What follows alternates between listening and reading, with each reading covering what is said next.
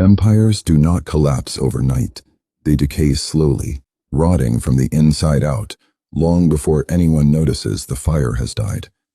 Look closely at these carvings on the Arch of Titus. They depict Roman soldiers hauling away the sacred relics of Jerusalem after leveling the city in 70 AD. It was a brutal display of military force that scattered the Jewish people across the globe and proved the terrifying might of the Roman war machine. Yet for all its man-made power, Rome was entirely at the mercy of the natural world. When Mount Vesuvius erupted, it buried the thriving city of Pompeii in a matter of hours, a sudden reminder of human fragility. This map shows the Roman Empire expanding to its maximum territorial limits. Under Emperor Trajan, borders stretched continuously from the wet coasts of Britain all the way to the deserts of the Middle East, bringing in immense wealth and resources. But scanning up the overlapping scenes of slaughter on Trajan's column reveals the true cost of that wealth. Maintaining borders this massive required constant warfare, stretching the legions thin and creating a deeply fragile, overextended state. Eventually, the expansion had to stop. By the time Emperor Hadrian took power, the strategy shifted from outward conquest to defensive containment. He ordered troops to build a sprawling stone wall across Britain, drawing a hard physical line that acknowledged Rome's limits of control. Decades later, Emperor Marcus Aurelius spent nearly his entire reign on horseback, fighting defensive wars against invading tribes, while a devastating plague killed millions of his citizens. When Marcus died, he passed the throne to his son, Commodus. Instead of managing a suffering state, Commodus spent the treasury on lavish games and personally fought as a gladiator, treating the administration of millions as an audience for his own ego. The legions could hold the borders against foreign armies, but they could not protect the state from an erratic, incompetent ruler. The rotting had reached the top. Following Commodus, the central government completely fractured. Over the next 5 decades, nearly 50 different men violently claimed the title of emperor, only to be quickly betrayed and murdered by their own troops. With the legions constantly fighting each other to install the next dictator, the northern borders were left practically defenseless. Germanic tribes easily crossed the Rhine and the Danube, pushing deep into Roman territory and torching cities that had known peace for centuries.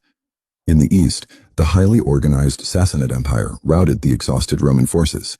They even captured the sitting emperor, Valerian, keeping him as a living, breathing trophy of Rome's total humiliation. Looking at this regional map of the period, you can see the failure of central authority. The once unified empire cracked into 3 competing territories: a central Roman state surrounded by a breakaway Gallic empire in the west and an independent eastern domain. Taking advantage of this power vacuum, Queen Zenobia seized control of those eastern territories, ruling a vast domain from the wealthy desert city of Palmyra. The currency lost nearly all value, trade networks were shattered, and disease ravaged the population. The invincible Roman machine of the first century was dead.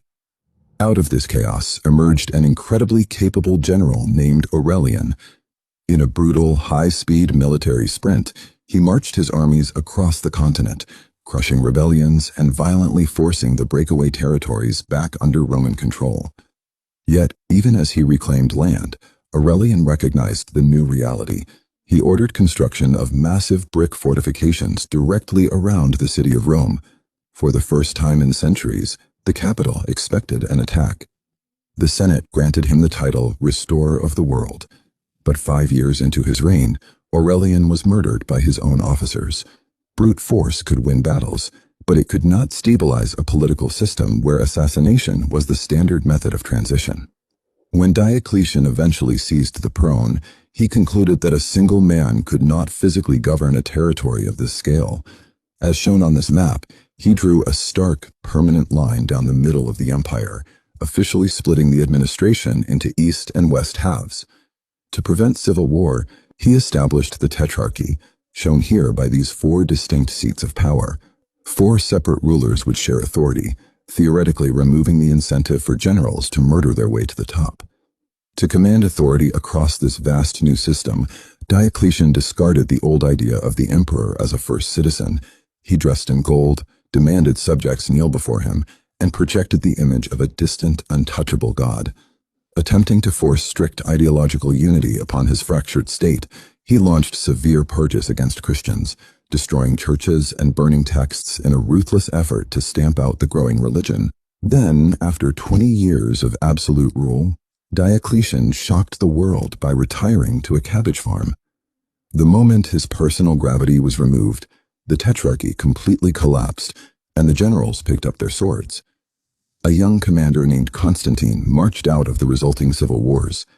Driven by a vision he saw in the sky, he ordered his troops to paint a Christian symbol on their shields and utterly crushed his last rival at the Milvian Bridge. Upon taking power, Constantine legalized the exact faith Diocletian had tried to erase. The empire poured state funding into church construction, elevating a persecuted religion into the central unifying pillar of Roman society.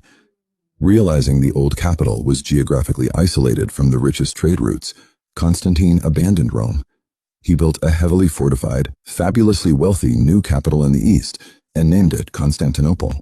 As wealth, grain, and military power shifted permanently to this eastern hub, the western half of the empire was left starved of resources. The original structures of power were quite literally breaking apart.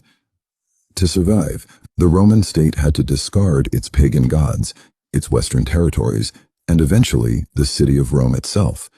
The empire lived on, but it left its birthplace behind to slowly rot in the shadows.